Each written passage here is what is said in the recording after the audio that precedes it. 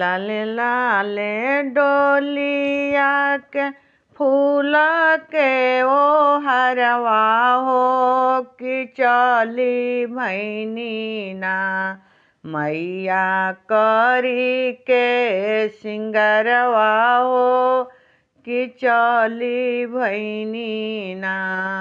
लाले लाले डोलिया के फूल के वो हरवा हो कि चली भैनी ना मैया करी के सिंगरवा हो कि चली भैनी ना।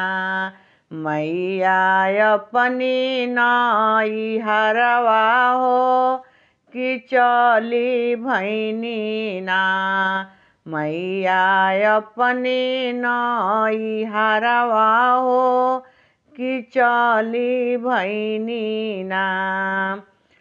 चौका पुरावल बाण आसन लगावल बाने मैया आई गईनी ना मैया अपनी नाई हरवा हो कि आई गईनी ना।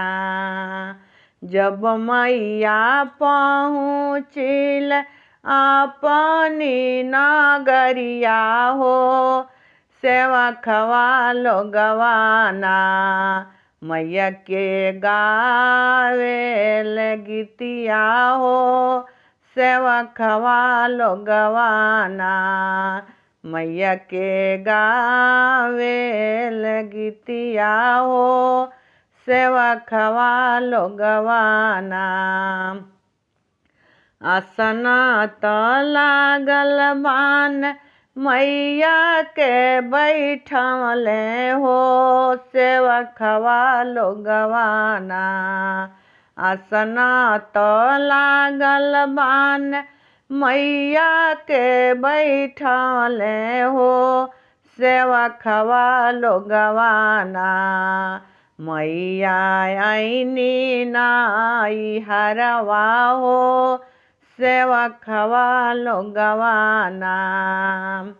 मैया के बैठाई दियल पूजन जे करे लगल सेवकवा लोगवाना मैया के आगे पिछवा नाचे हो सेवकवा लोगवाना मैया के आगे पिछवा नाचे हो सेवकवा लोगवाना।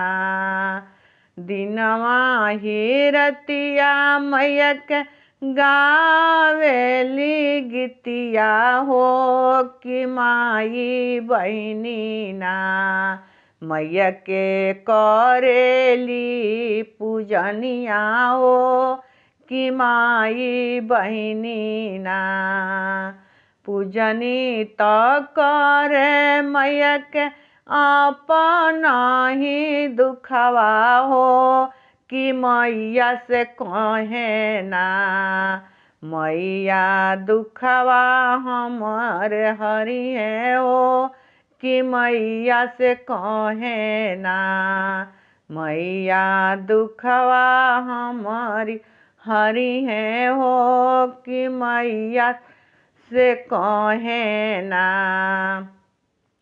भोगवा लगावे मैया के फूलवा चढ़ावे हो कि अगवा पिछवाना मैया के झूमी झूमी नाचे हो कि अगवा पिछवाना।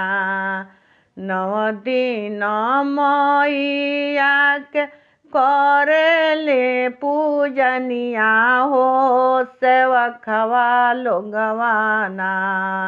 9 दिन मैया के करेले पूजनिया हो सेवकवा लोगवाना मैया के आगे पिछवा नाचे हो सेवकवा लोगवाना।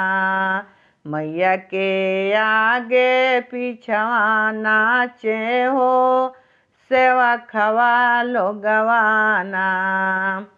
जहिया में करेल मैया के विदैया हो कि वही दिनवाना। सेवखा रोवेल कुहू कि वही दिनवाना। सेवखा रोवेल कुहू कि वही दिनवाना। सेवखा ले आवेल किनी के चुंदरिया हो कि माई बहनीना। मैया के डाले ली खोइछिया हो कि माई बहनीना। मैया के डाले ली खोइछवा हो कि माई बहनीना। खोइछा तो डालेली सुसुकी सुसुकी रोवेली कि कैसे करीना। अपनी माई के विदैया हो कि कैसे करीना। अपनी माई के विदैया हो कि कैसे करीना। जय माता।